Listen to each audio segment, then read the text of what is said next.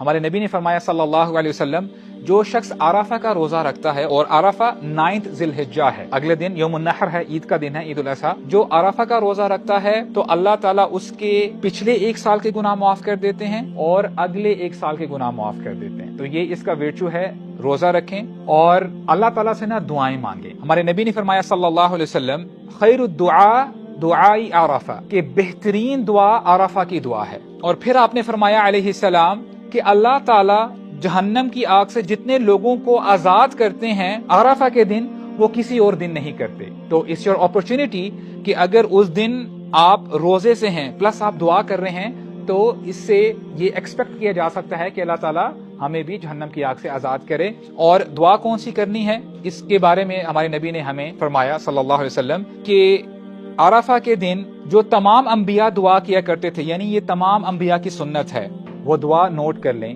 لا الہ الا اللہ وحدہ لا شریک لہ لہ الملک ولہ الحمد وہو علی کل شیء قدیر۔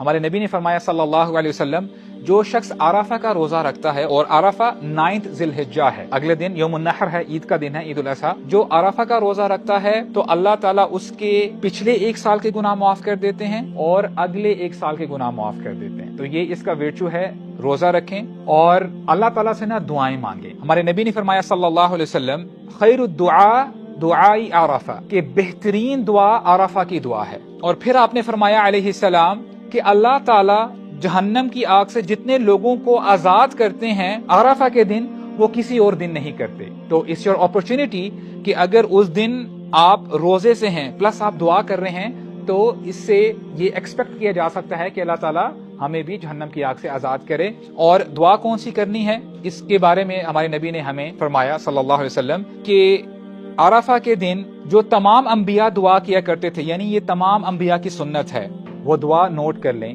لا الہ الا اللہ وحدہ لا شریک لہ لہ الملک ولہ الحمد وہو علی کل شیء قدیر۔